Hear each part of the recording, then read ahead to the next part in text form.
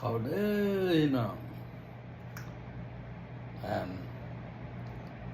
คล้ายๆอาหารเก่าแหละเพิ่มนิดนึงนี่ไม่ได้เอาเป็ดไก่ยิ่งสิอัวกับแกงมันอ้อปลาหวานนี่ก็ผักอันเก่าหวานนี่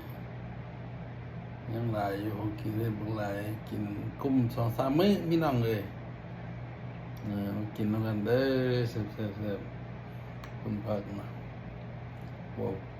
ผักกาดต้มเป็นหัวเลยยังแซ่บยิ่งคือเก่า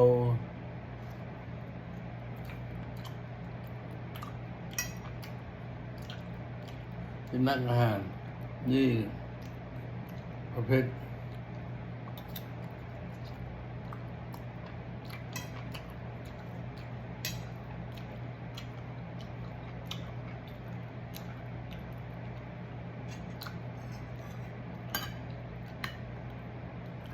นี่เอาปากลูกเมือง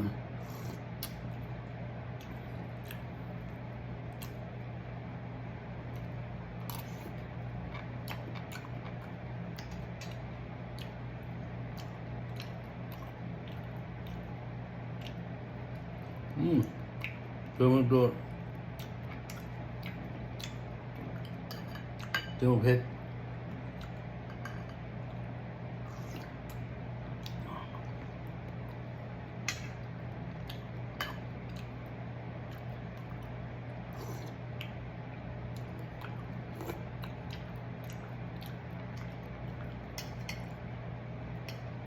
สุดน้ำอ้อแซ่บรสจัด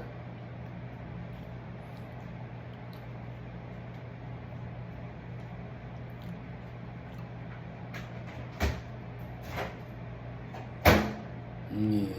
ผัดเผ็ดมะเขือ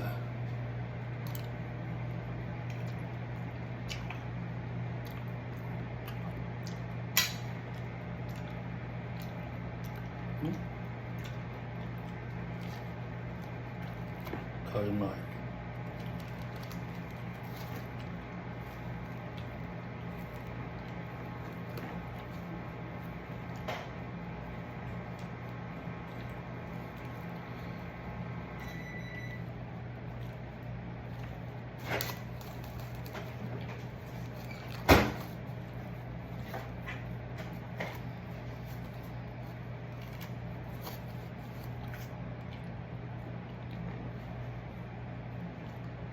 ข้าวเหนียวทำกับมันอ้อปลาลูก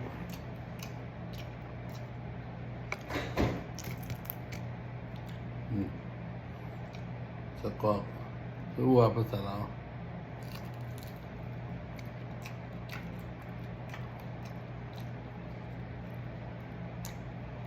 ครับ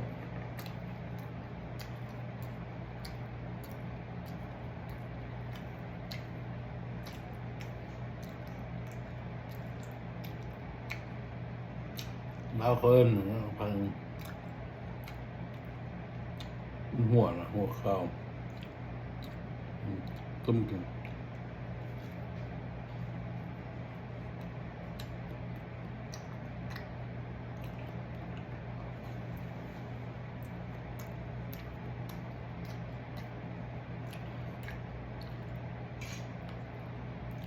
เกลือ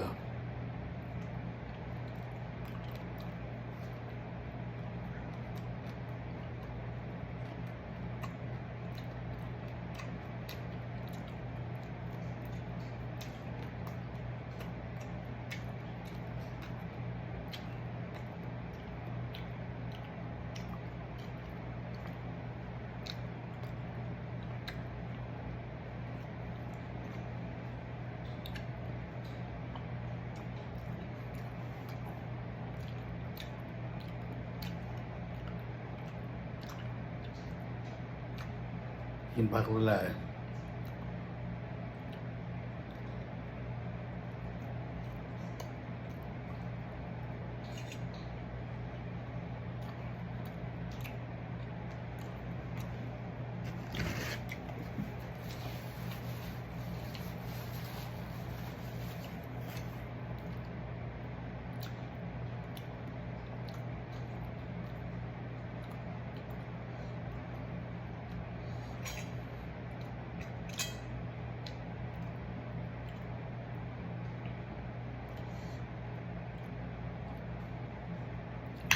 แกงเผ็ดพวกเผ็ดผัดเผ็ดผัดเผ็ดผัดเผ็ด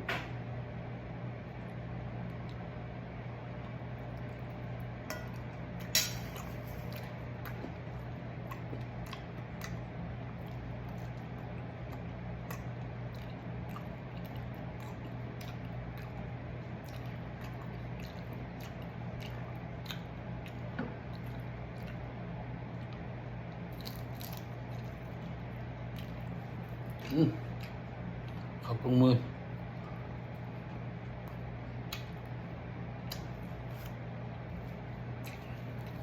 ครับ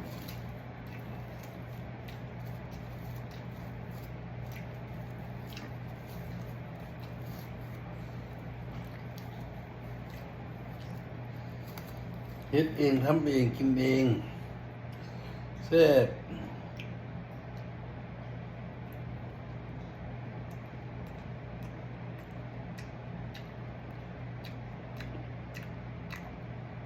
จำบอก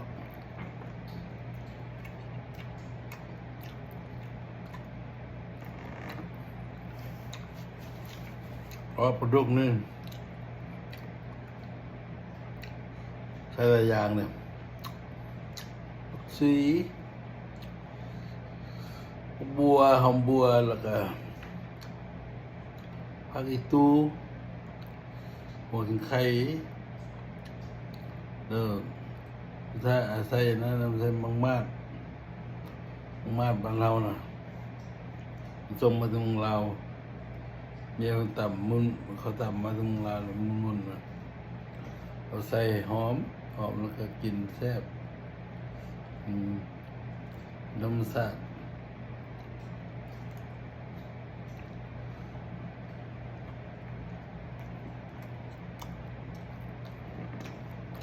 ครับ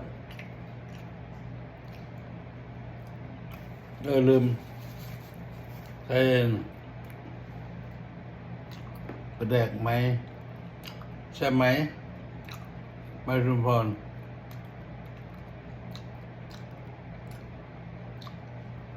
ไม่รุมพรเนี่ยไม่พิมพร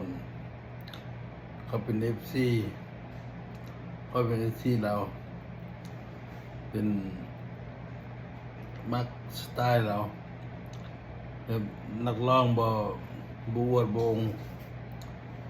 อังเฮ็ดให้เฮ็ดส่วนเฮ็ดยังกินเอง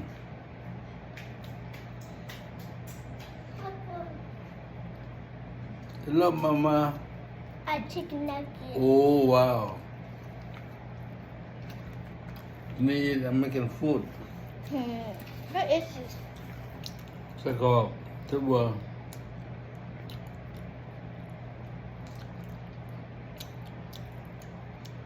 For sure, save one for me, okay? เนี่ย Save got tonight. ผักไร้อาหารมีการ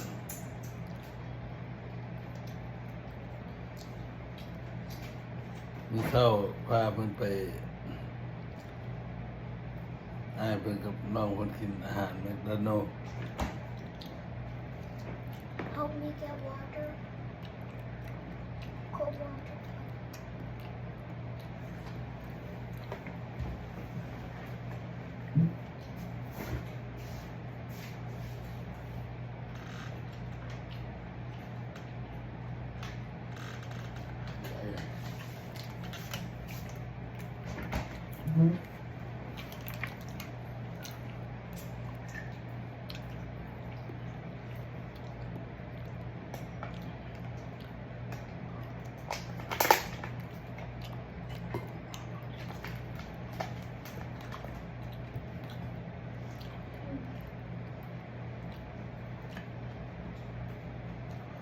โอ้ปลาดุกแซ่บหลายแซ่บหลาย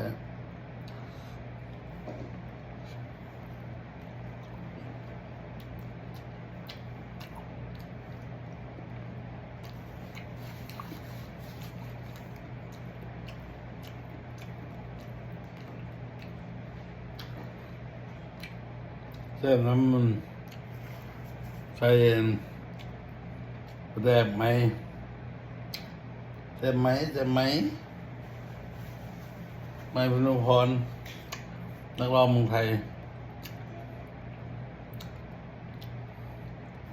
มักเสียงเพลงเสียงร้องเพิ่นร้องม่วน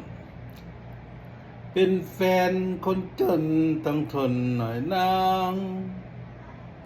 อย่าแค่สายตาคนมองอย่ามองเมื่อยามเพลพาย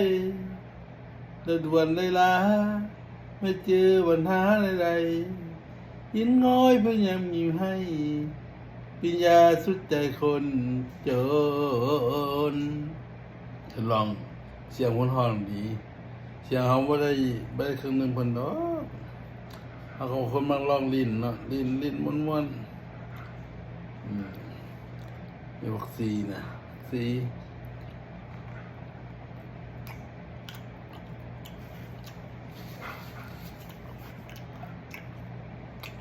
เอาไม่มันสะอาดขึ้นใหม่แล้วทำพักเบิ่งคืนเข้าแล้วเบิ่งคลิปนี้ก็กดไลค์กดแชร์กดกระดิ่งกด Subscribe เพื่อเบิ่งคลิปหน้าละขอบใจ